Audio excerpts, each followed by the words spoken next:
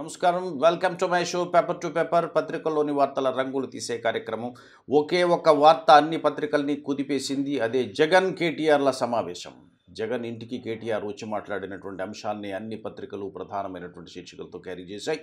కానీ విధేయతలతో వ్యతిరేకతలతో ఆయా పార్టీల రంగులను బట్టి క్యారీ చేసే ప్రయత్నం చేశాయి. ముందుగా ఈనాడు చూద్దాం. ఫ్రంట్పై ముందుకు సమాఖ్య కూటమిపై తెరాస వైకాపాల మధ్య కీలక చర్చలు. వైకాపా అధ్యక్షుడు జగన్తో తెరాస నిర్వాహక అధ్యక్షుడు కేటీఆర్ భేటీ. లోటస్ పాండ్లో 2 గంటల సమావేశం. కేసీఆర్ ప్రతిపాదనలపై పార్టీ నేతలతో చర్చించిన నిర్ణయం అన్న జగన్తో చర్చలకు త్వరలో అమరావతికి సీఎం కేసీఆర్ అన్న కేటీఆర్. దీంతో పాటుగా వాళ్ళిద్దరూ కలిసినటువంటి ఫోటోగ్రాఫ్ని, దాంతోపాటుగా కేసీఆర్ జగన్కు ఫోన్ చేసినటువంటి అంశాన్ని, ఫోన్లో అభినందనలు ఆయన తెలిపితే గృహప్రవేశానికి జగన్ కేసీఆర్ని అమరావతికి ఆహ్వానించినటువంటి వైనాన్ని ఇందులో క్యారీ చేశారు. ఇక చంద్రబాబు కాస్త ఉడుక్కున్నట్టుగా కింద ముసుగు తీసేస్తే సరి అని చిన్నగా ఇచ్చేటువంటి ప్రయత్నం చేశారు. ఇక ఆంధ్రజ్యోతికి ఇస్తే కొత్త పొత్తు, జగన్ కేటీఆర్ అధికారిక చర్చలు, లోటస్ పాండ్ నివాసానికి టీఆర్ఎస్ బృందం అని వారిద్దరు ఫోటోలు వేశారు. కేటీఆర్ మాట్లాడుతుంటే జగన్ చూస్తున్నటువంటి తీరుని ఆ ఫోటోలో వేశారు. దాంతోపాటుగా ముసుగు తీయండి, కలిసి పోటీ చేయండి, కేసీఆర్తో జగన్ డ్రామా, చంద్రబాబు జగన్ కేసీఆర్ చేతిలో రిమోట్, ఏపీలో పెత్తనం చేయాలని చూస్తున్నారు, జగన్ ఆంధ్ర ద్రోహి, ఏపీ మంత్రుల ఫైర్ అనేటువంటి వార్తని అందులో క్యారీ చేశారు. ఇక సాక్షి సహజంగానే సొంత పత్రిక కాబట్టి హోదానే మాకు ప్రధానం, తెలుగు రాష్ట్రాల ఎంపీలంతా ఏకతాటిపైకి వస్తే ఏపీకి మేలు జరుగుతుంది వైఎస్ జగన్. ఇక్కడ జగన్ మాట్లాడుతుంటే కేటీఆర్ చూస్తున్నటువంటి ఫోటోగ్రాఫ్ని క్యారీ చేసుకున్నారు సహజం కాబట్టి. నమస్తే తెలంగాణ, ఇందులో కూడా కలిసి నడుద్దాం, కేంద్రం కర్రపెత్తనంతో రాష్ట్రాలకు అన్యాయం, గుణాత్మక మార్పే లక్ష్యంగా సీఎం కేసీఆర్ ఫెడరల్ ఫ్రంట్. ఒకరు మాట్లాడుతుంటే ఒకరు చూస్తున్నట్టుగా కాకుండా ఇద్దరూ కలిసి కూర్చున్నటువంటి ఫోటోగ్రాఫ్ని నమస్తే తెలంగాణ వేసింది. ఫెడరల్ ఫ్రంట్ ఏర్పాటును స్వాగతిస్తున్నాం, హక్కుల కోసం రాష్ట్రాలు ఒకే వేదిక మీదకు రావాలి, వైసీపీ అధినేత జగన్మోహన్ రెడ్డి అనేటువంటి హెడ్లైన్స్ క్యారీ చేసింది. ఇక ఆంధ్రప్రదేశ్కి సంబంధించి సాధారణంగా ఇవే ప్రధానంగా ఉంటాయి కాబట్టి ఈనాడులో ఫ్రంట్పై ముందుకు సమాఖ్య కూటమిపై తెరాస వైకాపాల మధ్య కీలక చర్చలు అంటూనే అక్కడ చంద్రబాబు యొక్క కామెంట్ని అంతే ప్రామినెంట్గా క్యారీ చేసేటువంటి ప్రయత్నం చేస్తూ అందులో నారావారిపల్లిలో మనవడితో కలిసి ఎడ్ల బండిపై వెళుతున్నటువంటి ముఖ్యమంత్రి చంద్రబాబు నాయుడు ఫోటోగ్రాఫ్ క్యారీ చేస్తూ దాని కింద ముసుగు తీసేస్తే సరి, వైకాపా తెరాసాల తీరుపై చంద్రబాబు వ్యాఖ్య, మోదీ దిగిపోతే తప్ప న్యాయం జరగబోదని వెల్లడి, స్వగ్రామంలో సంక్రాంతి సంబరాల్లో పాల్గొన్న సీఎం అనేటువంటి వార్తని క్యారీ చేసి కౌంటర్కి కూడా స్థానం ఇచ్చే ప్రయత్నం చేసింది. ఇక అంతకు మించి సమస్థానం ఇచ్చింది ఆంధ్రజ్యోతి. పొడిచిన పొత్తును పెడితే ముసుగులో గుద్దులాట, కలిసి పోటీ చేయండి, కేసీఆర్తో కలిసి హోదా తెస్తారా, జగన్పై బాబు విమర్శలు, బీజేపీని గద్దె దించడమే లక్ష్యం, ఇతర పార్టీలతో కలిసి పోరాడతాం, వ్యక్తిగత విమర్శలకు మేము దూరం, షర్మిల ఆత్మవిమర్శ చేసుకోవాలి, కేసీఆర్ జగన్ గుట్టు బట్టబయలు, చంద్రబాబుపై కక్షతో రాష్ట్రానికి అన్యాయం, పోలవరాన్ని ఆపడానికి కుట్రలు, ఇది ఫెడరల్ ఫ్రంట్ కాదు మోదీ ఫ్రంట్ అని నేరుగా అందులో చంద్రబాబు చేసినటువంటి కామెంట్స్ని క్యారీ చేశారు. ఇక సాక్షి విషయానికి వస్తే హోదానే మాకు ప్రధానం, తెలుగు రాష్ట్రాల ఎంపీలంతా ఏకతాటిపై వస్తే ఏపీకి మేలు. ఇక్కడ కూడా జగన్ మాట్లాడుతున్నటువంటి ఫోటోగ్రాఫ్ని క్యారీ చేశారు. రాష్ట్రాలకు అన్యాయం జరిగే పరిస్థితుల నుంచి రాష్ట్రాలకు మేలు జరిగే పరిస్థితులు రావాలి, రాష్ట్రాల తరఫున మాట్లాడగలిగే వారి సంఖ్యాబలం పెరగాల్సిన అవసరం ఉంది, ఇవాళ 25 మందితో అనుకున్నవి సాధించలేని పరిస్థితి ఉన్నప్పుడు దాన్ని 42కు పెంచి మరింత ఎక్కువగా ఒత్తిడి చేసే పరిస్థితులు తేవాలి అంటూ జగన్ యొక్క స్టేట్మెంట్ని బయటికి తీసివేసినటువంటి అంశం మనం చూస్తున్నాం. ఇక జాతీయ దినపత్రికలు కూడా కేటీఆర్ జగన్ల సమాగమాన్ని ప్రధానంగా వేసింది. ఇది Hindu, KTR reaches out to Jagan, TRS working president invites YSRCP chief to join federal front. జగన్ని కలిసిన కేటీఆర్ ఫెడరల్ ఫ్రంట్లో చేరవలసిందిగా కోరినట్టుగా వార్తను క్యారీ చేశారు. Real face of YSRCP stands exposed, TDP కాబట్టి నిజమైనటువంటి వైఎస్ఆర్ కాంగ్రెస్ పార్టీ యొక్క అసలు ముఖం బయటకు వచ్చింది అని తెలుగుదేశం పార్టీ చేసినటువంటి వ్యాఖ్యను కూడా క్యారీ చేసింది. ఇక times of India, post on friends, KTR Jagan plan to be king makers in 19.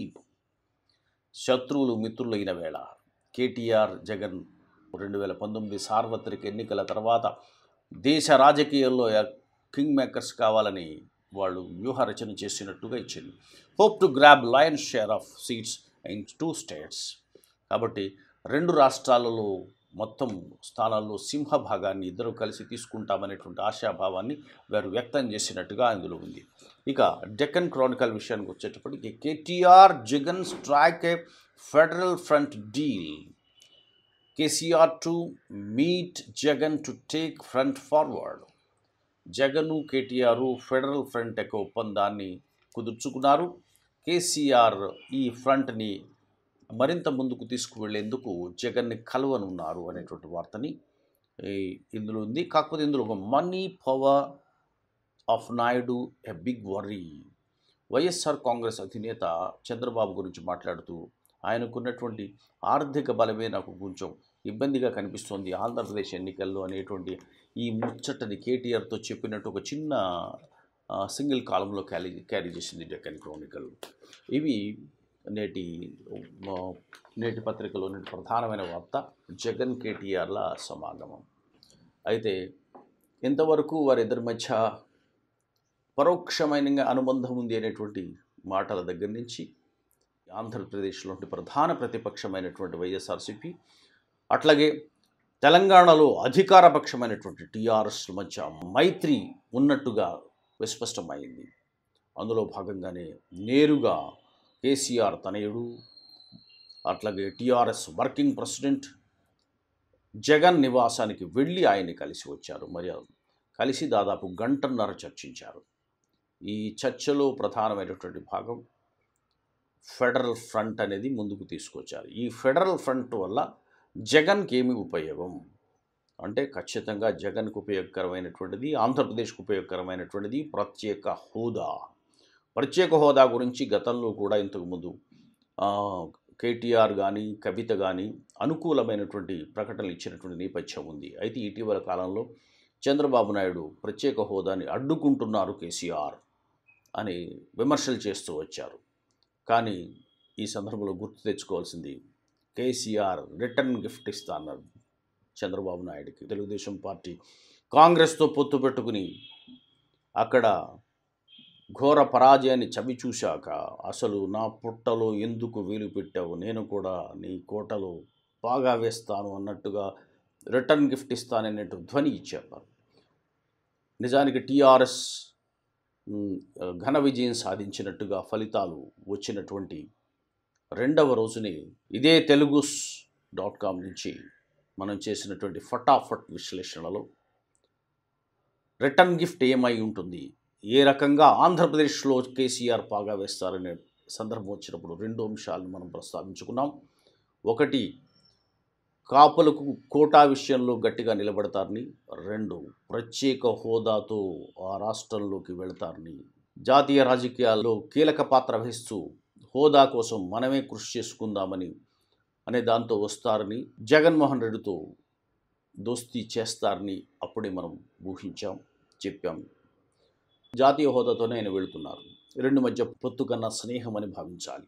ఆంధ్రప్రదేశ్లో జరిగే అసెంబ్లీ ఎన్నికలు కాకుండా దేశవ్యాప్తంగా జరుగుతున్నటువంటి పార్లమెంటు ఎన్నికలలో ప్రధానంగా 2 తెలుగు రాష్ట్రాలకు సంబంధించి ఆంధ్రప్రదేశ్, తెలంగాణకు సంబంధించి విడివిడిగా ఉంటే 25 స్థానాలు ఆంధ్రప్రదేశ్కి, తెలంగాణకు 17 స్థానాలు మాత్రమే ఉంటాయి. కలిస్తే 42 స్థానాలు. గతంలో 42 స్థానాలు ఉన్నప్పుడు రాష్ట్రంలో ఉండేటువంటి పార్టీలు దేశ రాజకీయాల్ని చక్కబెట్టిన వైనం చూశాం.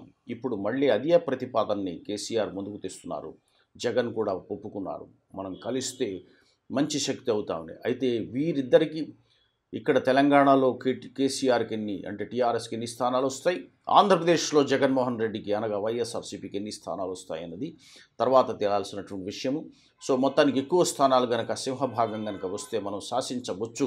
ప్రత్యేక హోదాని మనం అడిగి తీసుకోవాల్సినటువంటి అవసరం లేదు, మనమే నిర్ణయించుకోవచ్చు అనేటువంటి తరహాలో ఇచ్చారు. దాంతోపాటుగా కేసీఆర్ ఇప్పుడు జగన్ అధికారికంగా ఆహ్వానిస్తుంటే వెళుతున్నారు.